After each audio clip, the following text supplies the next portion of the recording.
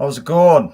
It's great to have you back. This is the first in off the VAR of the season, joined by Luke, and we're delighted to welcome back Jimmy the ref. How you doing, Jimmy?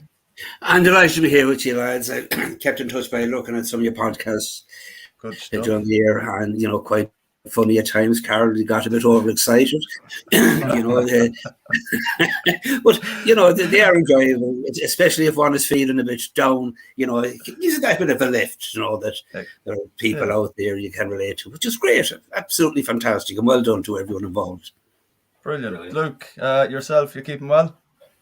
Yeah, not too bad, mate. Not too bad at all. Thanks for asking. Pretty sure anybody who watches the podcast religiously is probably fed up of seeing yours and my face by now, though. We seem to have hijacked the airways recently, don't we? We seem to be on every single episode. That's all right. It's okay. Don't worry about it. Sure, we'll play the credits there, and we'll get this show.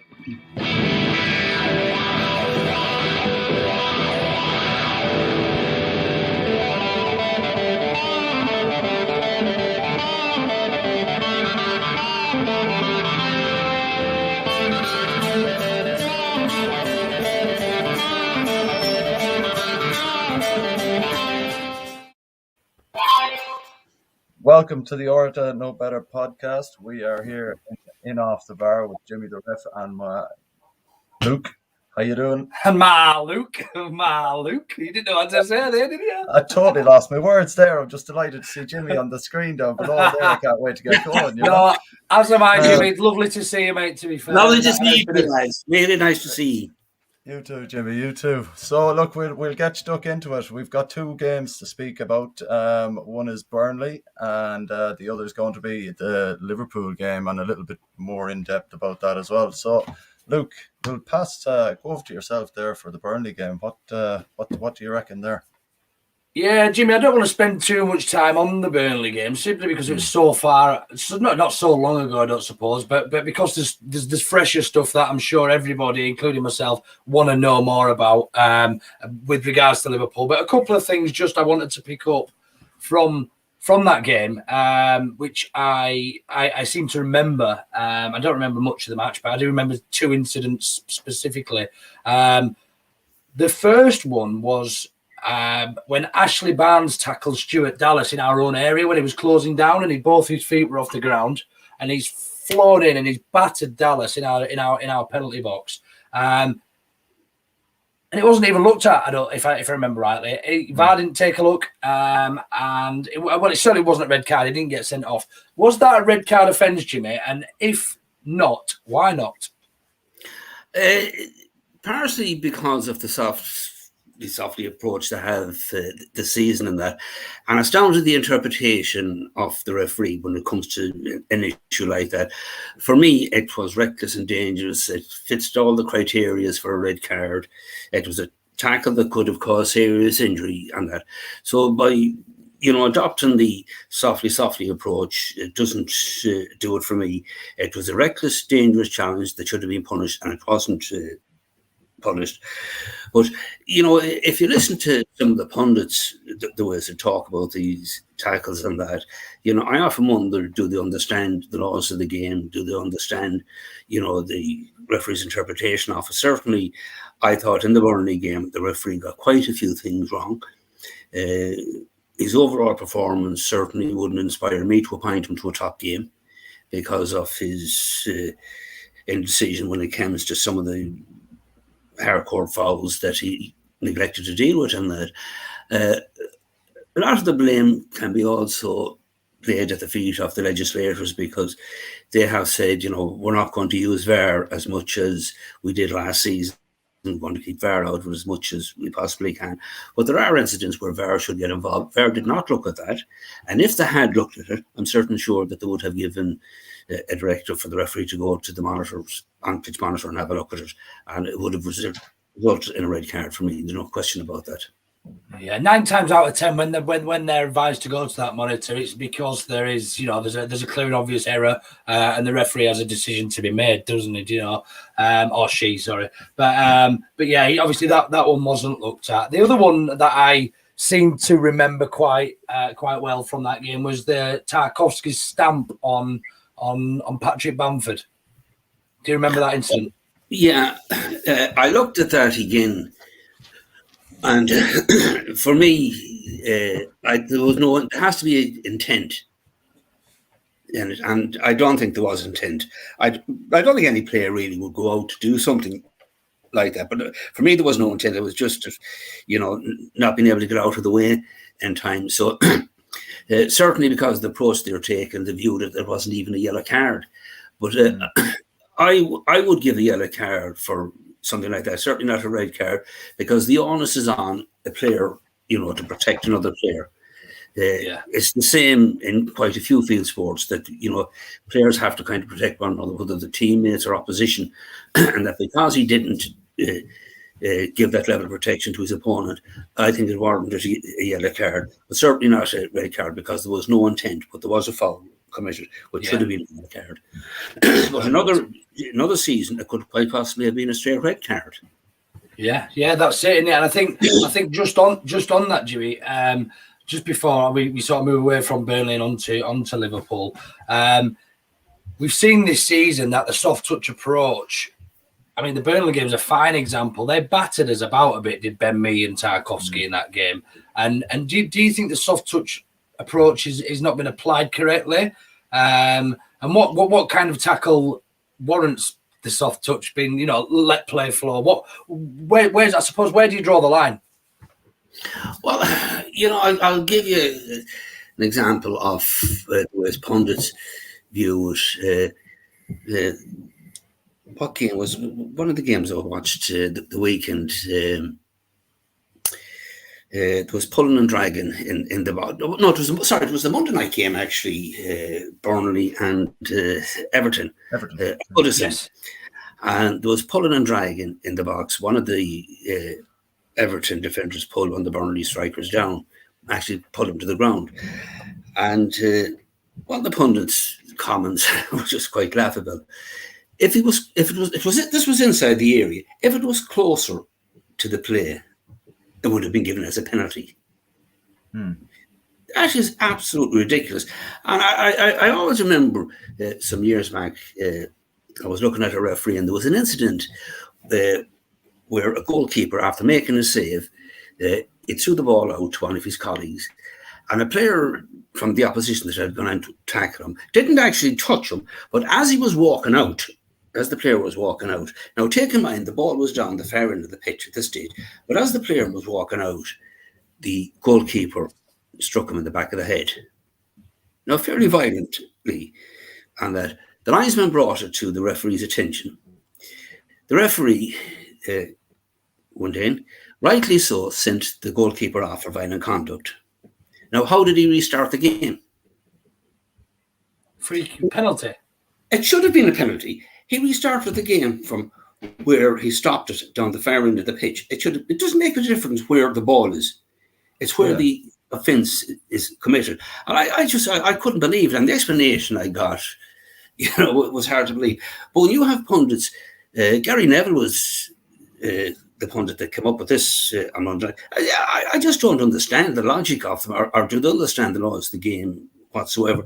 And they kind of compound people's views with regards to fouls and things like that. Because a lot of people, when they're watching television, watching matches, and they listen to these guys after, they take on board what they say. And a lot of them don't even understand the laws of the game. I remember a couple of years ago, Ray Houghton, I'm not sure, it was a Champions League match and a player had been sent off, but it went to a penalty shootout. And he couldn't understand why there was only 10 players on one side and 11 players on the other side.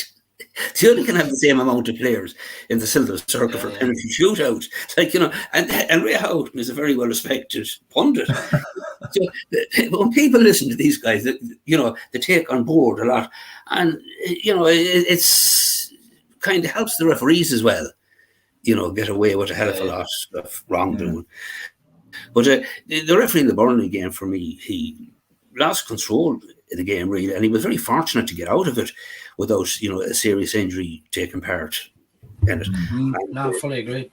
He was very lucky. I think that was down to both sets of players that realised, the consequences could have been very severe if they allowed and continued with the tackles that was going to. No, not just from Burnley, but from both sides. Both sides were a bit heavy-handed in the game, but the referee had total loss of control in the game. Okay. Then I think what we're probably best doing then is going on to the most current theme of events and things that are really fresh, certainly in my mind, and I know every other Leeds fan's mind. And now we've had a decision on the red card. Carl, do you want to take Liverpool away? Yeah, just a couple of points, Jimmy, that we'd like to go over, and just to get your opinion on it. We found out that VAR wasn't consulted before the red card was given, and the steps then weren't followed correctly in awarding the red card. So it hasn't been overturned, but because the steps weren't followed correctly, do you think that maybe it should have had more of an influence on the rescinding of the red card? Well, first of all, Carl, VAR doesn't tell the referee to give a red card or not. That's up to the referee. They can only advise him. The referee doesn't have to take heed of what VAR says. They can advise him, ask him to go and have a look at the monitor. That's what I meant about not consulting VAR. They have no say, and they can just advise him and tell him to go and have a look at it. As regards the red card incident himself, I couldn't believe what I seen, that when Young Elliott got injured, one of his teammates, the play had continued for quite a few seconds. The referee was not given a free kick. He was not going to show a card, red, yellow, pink, blue, or whatever. There was no issue at all with the attack or the tackle. It wasn't till one of his players started shouting and the referee then stopped the play. He wouldn't have, if the young lads hadn't got up and holding his leg, I think the referee would have continued to play on, because there was no bad tackle in it. Now, a couple of things that come to mind. Jurgen Klopp, for one, absolutely totally wrong. A red card should have been shown to him for the ways he came on the pitch and the ways he had to go at the referee. He made the referee's mind up to give a card. And again, I refer to, and if anyone, I'm open to correction in this, but I still have good hearing, thank God. Again, no, and I'm not picking on Gary Neville in this. Gary Neville made a statement which I just find absolutely unbelievable. It wasn't for the tackle the red card was issued for. It was for the injury. I was about to ask you that. What the hell is that? You don't send a player off because you go into a tackle and someone gets injured. It's a 50-50 ball. There's a 50-50 ball, someone gets the leg broken. You don't send a player off because of the injury. I never heard a pundit come out with anything as comical. The referee was totally wrong. He just, again, most of the decisions, and I like Craig Constant, I think he's a fairly decent referee, but I thought most of his decisions leaned a little bit more towards Liverpool than Leeds United. They didn't get the breaks in them. Now, you have to make your own luck in a game of football, and certainly in the first half, they certainly didn't. They were unbelievable. They were absolutely all over the shop. They were very disappointing, but they didn't get the breaks from the referee. Now, whether the red card was, part of the downfall in it, I possibly could have, because I think some of the players were sickened, with the injury to, Steve Elliott. But it certainly didn't reach the criteria for a red or even a yellow card. Jimmy, with that, just quickly, with that, then, with Leeds appealing it, rightly so, because it wasn't even a foul, never mind the yellow or red. Yeah. Where has the decision to uphold that red card come from? Is that to protect the referees and the FA and their decisions, or has it been done because they actually think that that there was reasoning for the red card, which they must have done, surely? Well, the rationale for throwing out the appeal is 2 points in it. One is that VAR didn't get involved, and the other was that the referee issued a straight red card on it. And sometimes they don't get involved. No, it's very rare that a straight red card is repealed. It's not very often. Sometimes, when you see appeals being successful, it's mainly because of a second yellow followed by the red.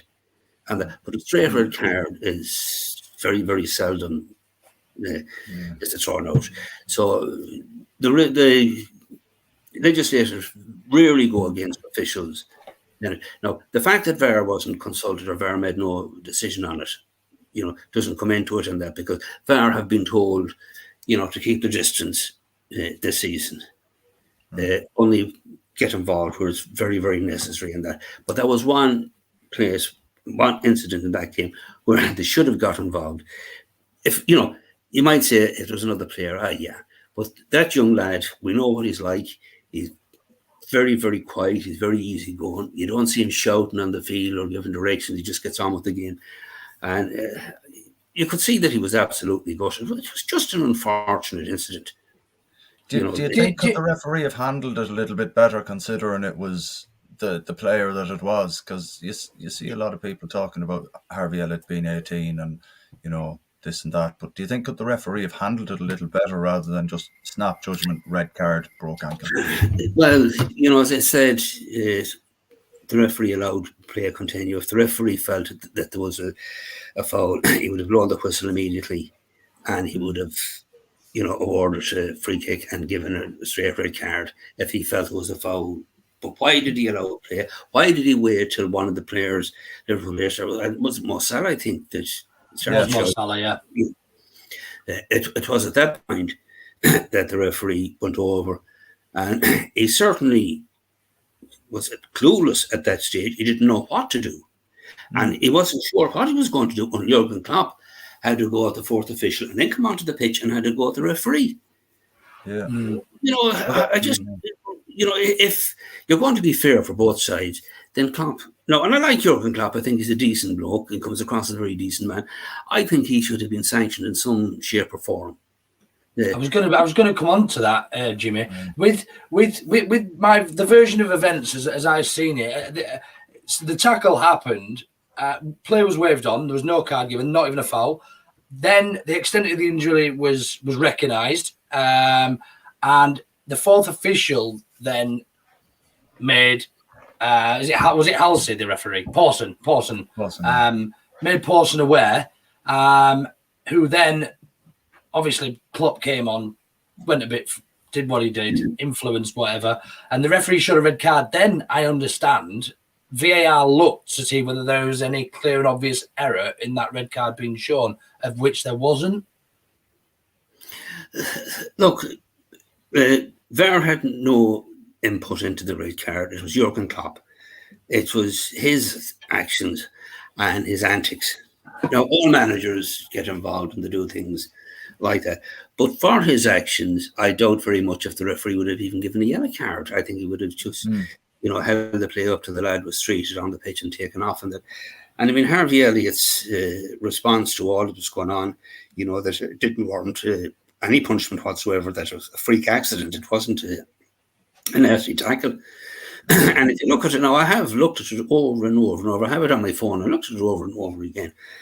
It certainly did not reach, for me, the criteria for a yellow card, let alone a red card. I didn't even think it was a foul. Was it even a foul, Jimmy? Not at all. Not at all. It wasn't a foul.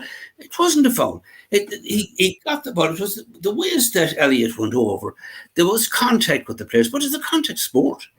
Yeah. You can't walk up to your phone and say, please, can I have the ball now for a minute? You've got to Yeah, absolutely. Jimmy, we've had a comment asking a question, well, basically stating referees should be made to stand in front of TV following the game and give their reasons for major decisions. How do you feel about that? We did have that some years back. And I refer to one of the most infamous decisions that was ever given against Leeds United. David Henry was the referee. The game was at Ellen Road. There was an incident, I can't recall the players now, it's Mathis, but there was an incident about 2 yards outside the box. And David Henry went in and he gave a penalty to Manchester United. which resulted in Manchester United winning the game. And he famously, and fair enough, I always admire him for it, because he looked at the monitor after the game, obviously, in the dressing room, and he seen the mistake that he had made. But, that was it. It was done and just. But I always admire him for having the decency to come out and face the cameras and the criticism. But it was finished then after that, to stop them coming up. Yeah. I wouldn't agree personally with referees going before the cameras and discussing that. What happens in the dressing room, the confines of the dressing room after the game is over, you give the officials about 10-15 minutes to shower and get ready and that, and then you go in and you talk to them. You have it all written down, the various points you want to discuss with them and that, and you ask for an explanation as to why they gave a free kick for such an incident in whatever time the free kick was given, and you assess them on the performance. And that's where the problem is, that Mike Riley is not doing his job as the referee assessor. Referees should be sanctioned when they have a poor game. So and he certainly should have been sanctioned. Yeah. With Pawson then, because he got that completely wrong, as far as everybody can see, the Harvey Elliott himself, 99% of the world, minus Liverpool fans, can see that is a perfect tackle, and it's unfortunate Harvey Elliott's come out of it how he has. That's football, but could Craig Pawson then, therefore, as part of this, as part of the appeal, not have submitted a form, and when he's watched it back and said, "Look, I got it fucking wrong." Excuse my French, sorry, Jimmy. But I got it wrong. No. A referee can rescind a red card, but he can't. Strange enough, he can rescind a red card, but he can't rescind a yellow card. Right. Now, he could have submitted a report stating that the red card was given in error, which was in view of everything, the panic, the situation that was created, serious injury to a player, and that, and he just lost it for that brief moment. No one would say, well, you got it wrong. At least you had the decency to rectify the error that you had made. But he didn't. He stuck to his guns. But what is more surprising to me was when the red card was upheld, was the fact like they obviously didn't look at the tackle. They didn't look at the amount of seconds that took place after the injury. And it wasn't until one of the Harvey Elliott's teammates started shouting and roaring that it was a serious injury did he stop the play. He had allowed the play to continue. So if he felt it was a red card, why didn't he blow the whistle and give a red card straight away? Yeah, exactly. And that goes back to my question. Sorry, Carl, just quickly, one last thing. Yeah. That goes back to my question about was the appeal upheld then? Was the red card upheld as part of the appeal to protect the referee and the FA?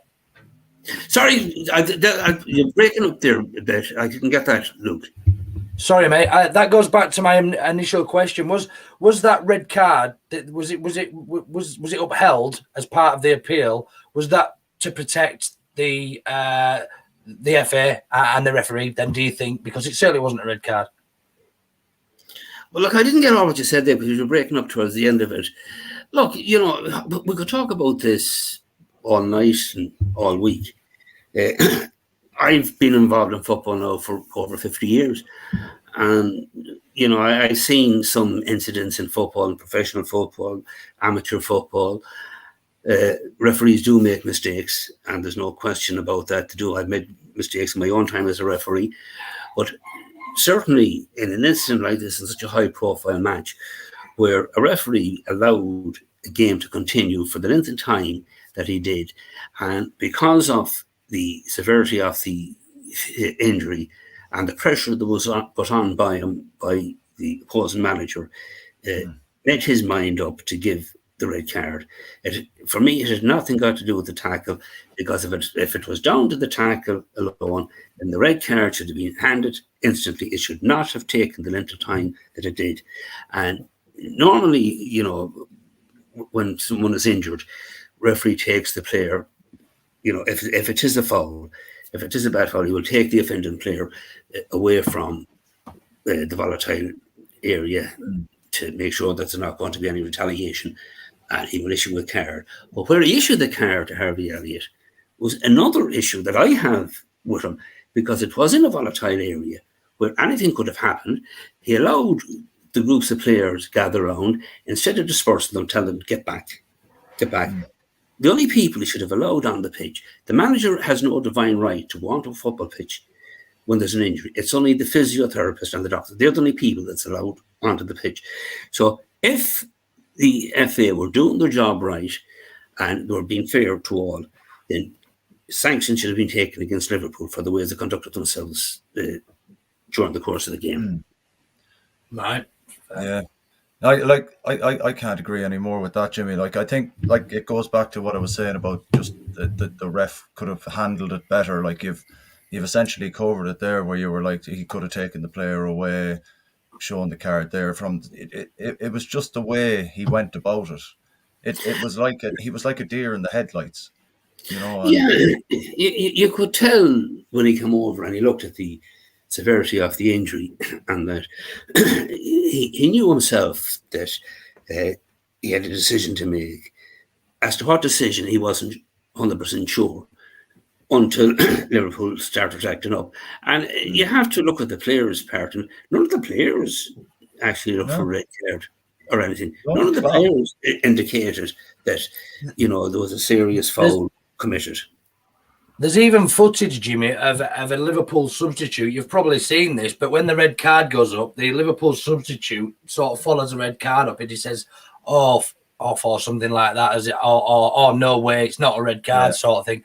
Everybody was shocked. It was a fantastic tackle. It was a great football in modern day tackle. There was no 2 feet. I mean, it was probably a little bit aggressive, but if you take that away from the game, what's left, Jimmy? Well, when I looked at it, now you're always, in trouble if you come in from behind and you don't cleanly get the ball. But this was a perfect tackle. Came in from kind of the side and behind, and it was a perfect tackle. His time was just absolutely, Elliott kind of got caught under his foot. And he went down. He made a mess of his own ankle, and it ended up that it was, for me, the most unfortunate incident in football. And I think that the referee just absolutely, totally lost it in that couple of minutes. I think he was like totally.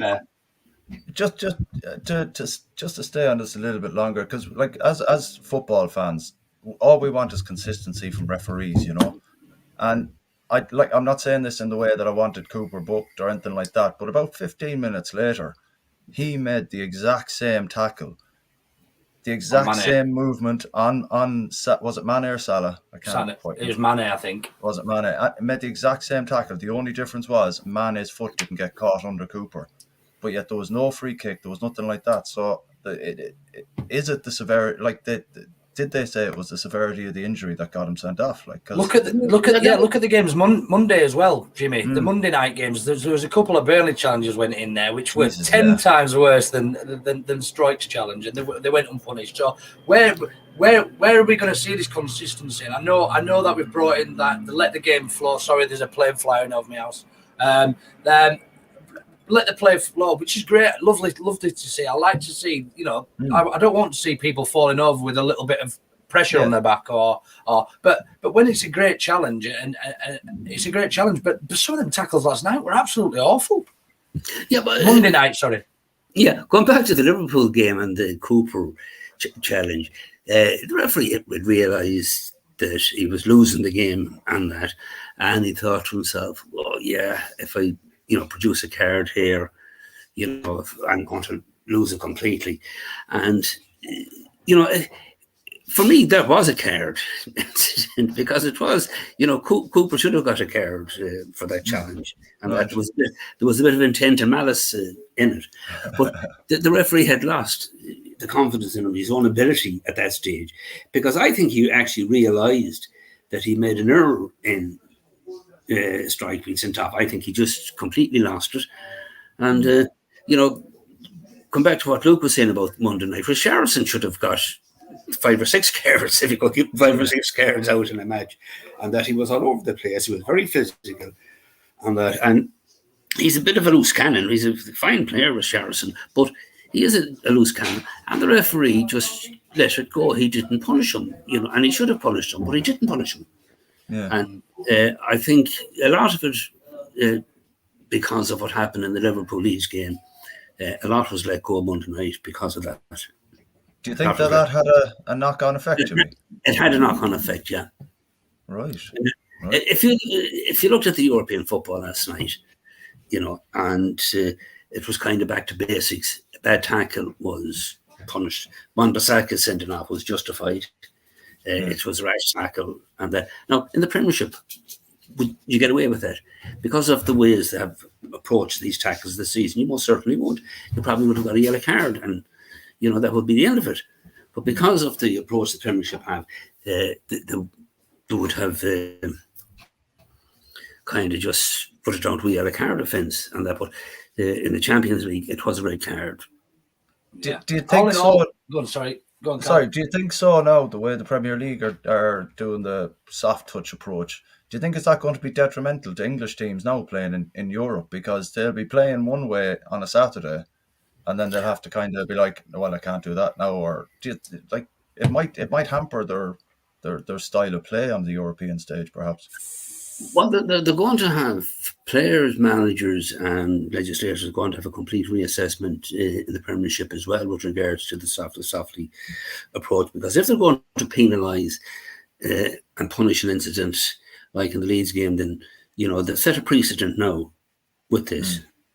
So every tackle like this is going to have to be a red card, whether there's an injury or not. As I said previously, it doesn't make a difference about the severity of the injury. It's the tackle. You can get an injury running up the pitch. I remember one of the Liverpool players, I can't recall his name, he was running, he broke his leg. He wasn't involved in a tackle. So, it's going to create problems going forward now for referees, because this has set a precedent for this kind of a challenge, which is a legitimate challenge. Forget about the softly approach. This was a legitimate challenge in football. In any season, I don't think it was a red card. Irrespective of what approach they are taking up, for me, it wasn't a yellow card, let alone a red card. No. All in all, then, Jimmy, how would you have rated Craig Pawson's performance on the night if you were to score him? Well, if I was to score him out of 10, he would get 7.2, which was very low for me. I thought he just completely played to the Liverpool manager's tune, and he listened to what he had to say. He didn't listen to reason. Now, the other side of that, the Leeds bench have a lot to answer for as well. They should have come on the pitch and, tell the referee, what's going on here.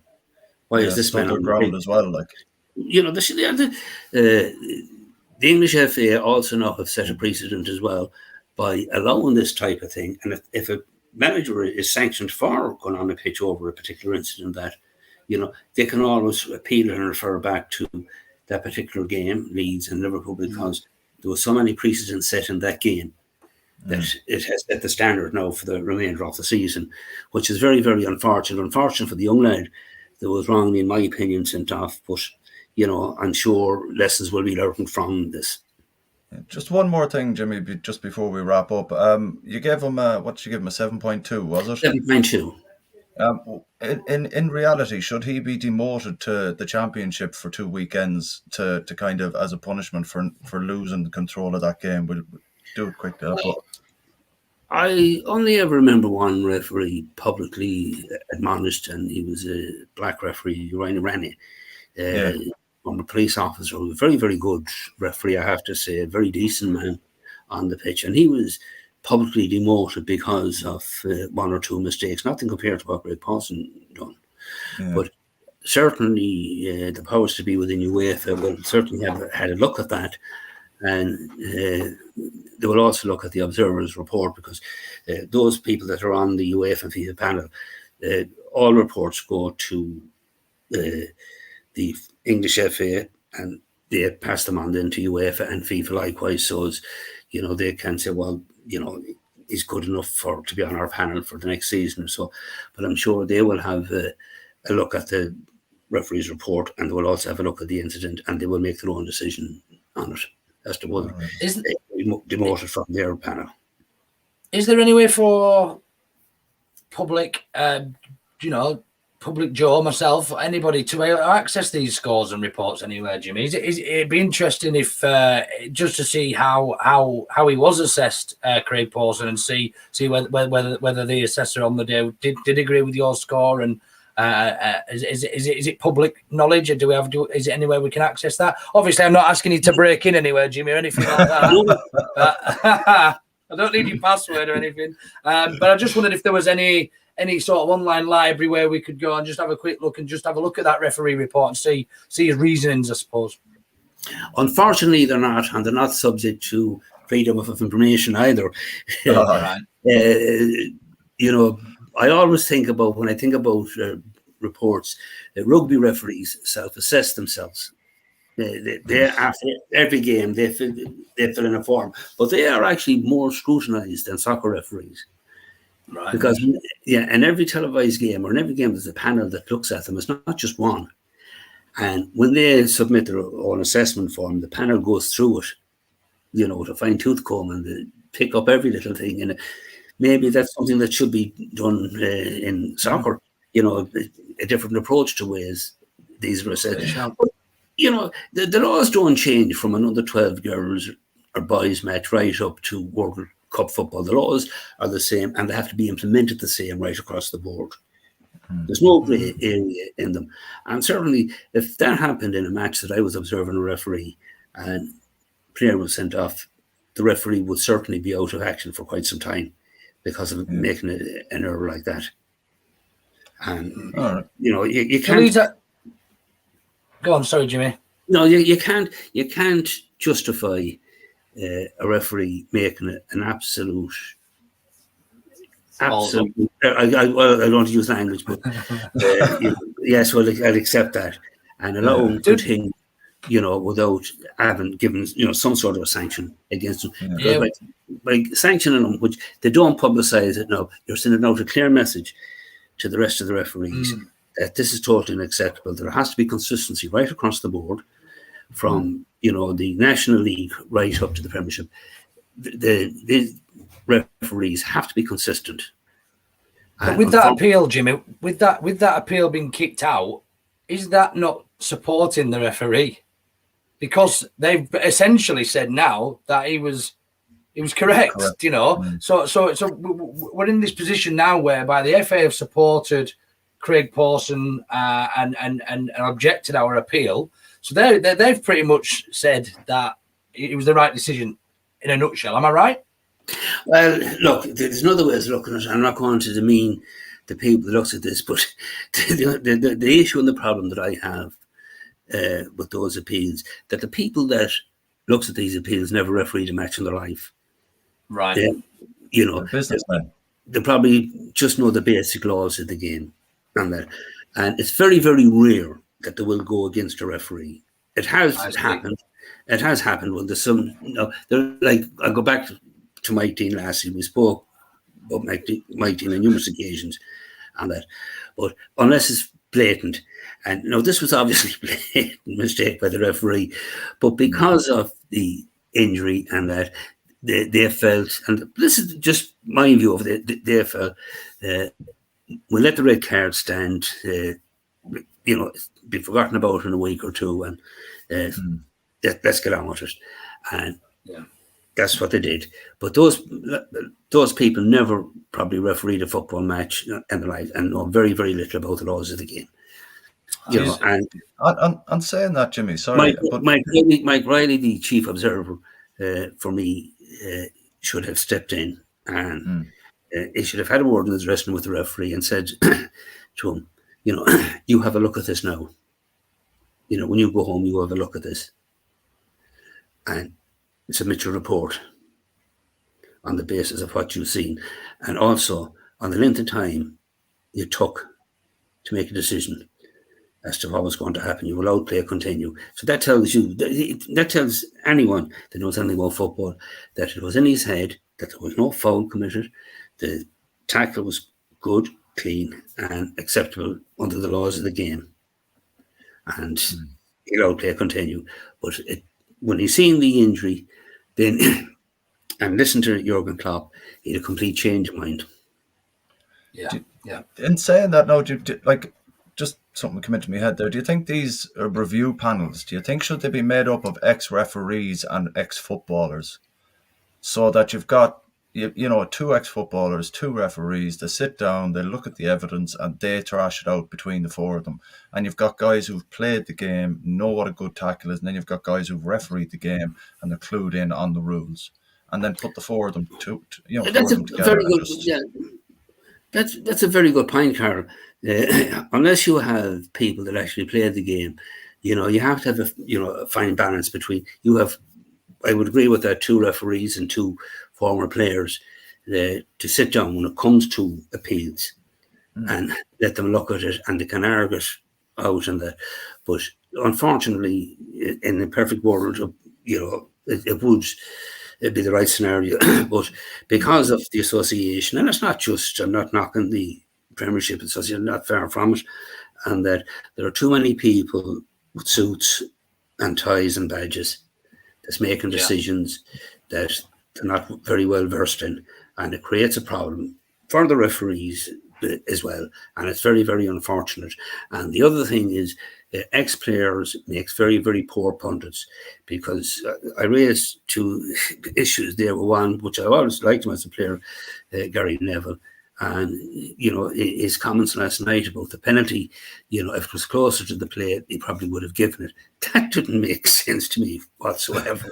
For a pundit, if it's a penalty, it's a penalty, and that's it. Yeah. But with the red card, it wasn't for the tackle, it was for the severity of the injury, which just is absolutely common. Yeah. I'd say it blew your mind when he said that, Jimmy. But, Perfect.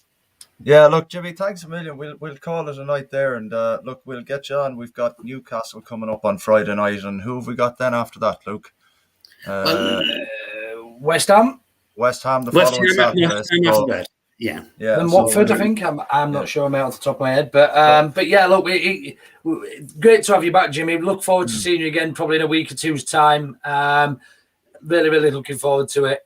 In terms of what we've got coming up on the pod, we will have stats up on Friday before Newcastle, and I think we're going to throw in a little bit of let's have a Lukic at the weekend's fixtures before then as well, potentially Saturday morning. We'll have Brady and Coke before then. We'll have Brady and Coke on Friday evening as well. Are you on there, Carl? Take care, lads. People are sick of looking at me. All right, Jimmy. Cheers. Catch you later. He's gone. He's done it again.